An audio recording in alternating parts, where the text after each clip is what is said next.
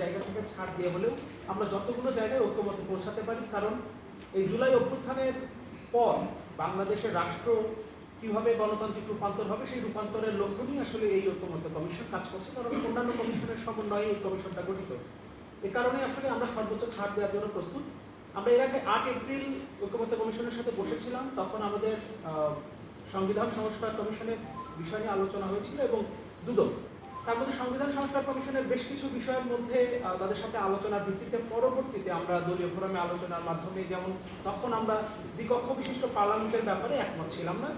এখন আমাদের বেশ কিছু জায়গায় অবজারভেশন আছে, যে অবজারভেশনগুলো ঐক্যমত্য কমিশনের পক্ষ থেকে বলা হয়েছে সেগুলো তারা বিবেচনায় নেবে এবং আমরাও তাদের যে যুক্তি সেটাকে বিবেচনায় নিয়ে আমরা দ্বিকক্ষ বিশিষ্ট পার্লামেন্টের ব্যাপারে আমরা এখন একমত হয়েছি।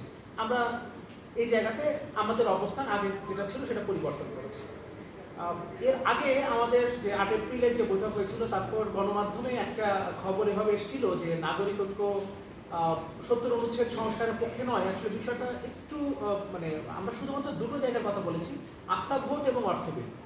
শুধুমাত্র এই দুটো ছাড়া বাকি ক্ষেত্রে সংসদ সদস্যরা স্বাধীনভাবে ভোট দিতে পারবেন, সে কথাটা আমরা বলছি। 70 অনুচ্ছেদ এভাবে সংস্কারের কথা, আমরা 70 অনুচ্ছেদ সংস্কারের বিপক্ষে নই, আমরা 70 অনুচ্ছেদ সংস্কারের কথা বলেছি। আজকে যে বিষয়গুলো নিয়ে কথা হয়েছে সেখানে মূলত নির্বাচন ব্যবস্থা সংস্কার কমিশনের যে প্রস্তাবনা, সেখানে দ্বিকক্ষবিষ্ট পার্লামেন্টের ক্ষেত্রে তাদের যে প্রস্তাব ছিল যে 50% মানে 100 জনের মধ্যে, উচ্চকক্ষের 100 জনের মধ্যে 50% সিভিল সোসাইটি থেকে আর 50% রাজনৈতিক দলগুলোর ভেতর থেকে আসবে। আমরা এই জায়গাতে একমত হতে পারিনি। আমরা বলেছি যে পুরোটাই আসলে যেহেতু এটা রাজনৈতিক মনোনয়ন থেকেই আসবে, ফলে আলাদা করে 50% সিভিল সোসাইটির জন্য বরাদ্দ করলে যেটা হবে যে বাংলাদেশ একটা স্ট্রং সিভিল সোসাইটি হারাবে। তখন সিভিল সোসাইটির সদস্যরাও চিন্তা করবে যে কোনো একটা রাজনৈতিক দলের সাথে সম্পৃক্ত থাকলে পরবর্তীতে নির্বাচনের পর আপার হাউসে যাওয়া যাবে, কারণ মনোনয়নটা আলটিমেটলি ওই সিভিল সোসাইটির মনোনয়নটাও রাজনৈতিক দলগুলো থেকেই আসবে। এই কারণে আমরা বাংলাদেশে একটা স্ট্রং সিভিল সোসাইটি যারা আসলে নিরপেক্ষভাবে কাজ করবেন সেটা চাই। এই কারণে আমরা মানে সিভিল সোসাইটির মনোনয়ন রাজনৈতিক দল দেবে, এই জায়গাতে আমরা একমত হতে পারিনি। এরকম আরো বেশ কিছু জায়গা রয়েছে, যেমন আপার হাউসে 105 জন থাকবে, 100 জনের পরে বাকি 5 জনকে মনোনয়ন দিবেন রাষ্ট্রপতি, তিনি মনোনীত করবেন, সেই সুযোগটা রাখার পক্ষে আমরা নই। এরকম আরো বেশ কিছু জায়গা নিয়ে আসলে আমাদের মধ্যে আলোচনা হয়েছে।